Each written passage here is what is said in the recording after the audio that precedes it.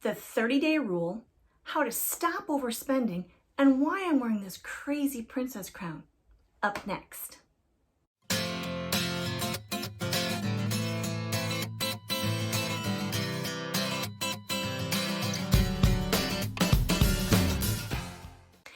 Hi everybody, I'm Sara. I'm a certified financial coach and a self-proclaimed frugal living expert. If you like this kind of stuff, feel free to subscribe and give us a thumbs up. It's the best compliment you can give. Oh, and don't forget to ring that little bell so you don't miss any videos. So, why am I wearing this princess crown? Well, if you don't know, Sara means princess. My husband's been calling me a princess for years. And I discovered the 30-day rule because I'm not really a princess. So I don't get to buy whatever I want, whenever I want. Most of the time, it just doesn't fit in the budget. So I discovered the 30-day rule, which helps me save money on my budget and stop overspending when I would rather just spend money on other things. What is the 30-day rule for spending? Well, it basically is super simple. It just means that anytime you want to buy something, you put it aside and wait 30 days. Now, you can come up with your own rules for this kind of stuff, depending on maybe the size of the purchase or the amount of money it spends. It really does depend on how you want to go about doing this. How can it save you money? Well, first of all, it gives you perspective. When you are on a budget or when you are on a debt-free journey, it's really nice to know that you're purchasing things with intention. So it doesn't necessarily mean you're going all willy-nilly and just throwing things in your cart online and then just buying. It also keeps you from spending money you just don't have. Why put it on the credit card? Just write it down, hold on to it, save your money. And then if you really do want it, if you decide that you really do need that, then you have the money. So how in the world do you implement the 30-day rule? Well, simple. You write it down, you factor in the cost, and then you budget for it. So after you write it down and you wait 30 days, you realize whether or not you actually want that item. For example, a Cricut. You throw the Cricut in the cart in Amazon and you really want a Cricut. You've been watching all of these great videos. Everybody got a Cricut for Christmas. You did not get a Cricut. You've been dying for a Cricut. They're a little expensive, right? So you throw it in your cart and you wait 30 days. You decide in those 30 days whether or not you want it. Then you factor in the cost. If the cost of a Cricut is $130, that's kind of a lot of money.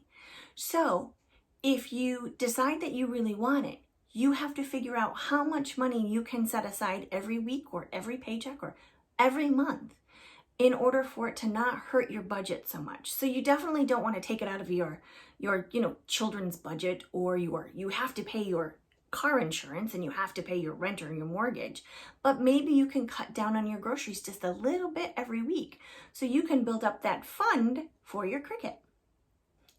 And then finally, you add it to your budget. So every month or every paycheck, you're pulling that amount of money out. If you're like me and use a cash budget, you're pulling out that $40 a week or $40 a month or whatever you can afford. And you're setting that aside specifically for your Cricut budget. Know your weaknesses. Really, it's so hard today to just buy it now, click on Amazon or any other websites that are your favorite. They store your cards, right? They store your debit cards in there. So it's just so easy to click, yes, I want that, get it. And then these Amazon packages are arriving and you don't even know what they are. So if you put everything in your Amazon cart and at the end of the month, reevaluate, see what it is that you put in there, see it if it's something that you really truly need or want, and then you can make the decision on whether or not you want it or it was just something that you really thought you needed. The 30-day rule is a very simple strategy that helps you control your spending. When you're on a money management journey. You really need to make sure that your spending is in check. If you feel the urge to shop, stop, write it down, and reevaluate in 30 days. Put a note on the refrigerator listing all of the things that you want to buy. Then you can go back later and check it out to see if it's something that you really truly need or want. If you're doing a spending freeze, this is the best way to really evaluate the things that you want and need. You know you're not buying anything for 30 days, for the entire month. So at the end of the month, you have that list and you can go back and double check to see if you need any of those things on that list. The goal here is to stop those impulse buys, to stop those way too easy buy now, click throughs, and have these packages show up that you really don't need. This is a great way to evaluate also your needs versus wants. Do you need it or do you want it? Make sure that your needs are fulfilled first. You need groceries. You need to pay your rent. You need to pay the electric bill. You need to put gas in the car. You want those craft supplies from Hobby Lobby. You want that great new top from Target. You want that amazing purse that you just saw at Kohl's. But you don't need them. Needs come first. There's also the role of fear of missing out, especially on social media. Instagram shows you this all the time, right? All those people have these great new boots, this great new purse, this great new car.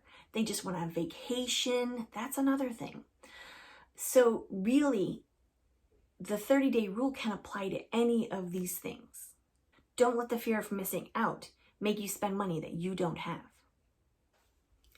The benefits of delayed self-gratification are huge. It's like that muscle in your brain that gets exercised, right?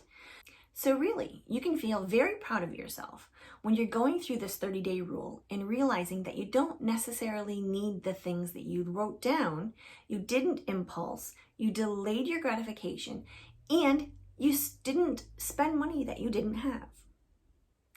One of the other fun things to do with this is to put the money aside that you may have spent on something in a jar, in an envelope, in a savings account every time you get the urge to buy something and you wait it out and you don't buy it. Put that money aside and see how much you save in the next year. So now that you know that I'm not really a princess, thank you so much for watching this video. If you have any questions whatsoever, please feel free to leave a comment in the description in the bottom, and I'd be more than happy to help you. Have a great day, everybody.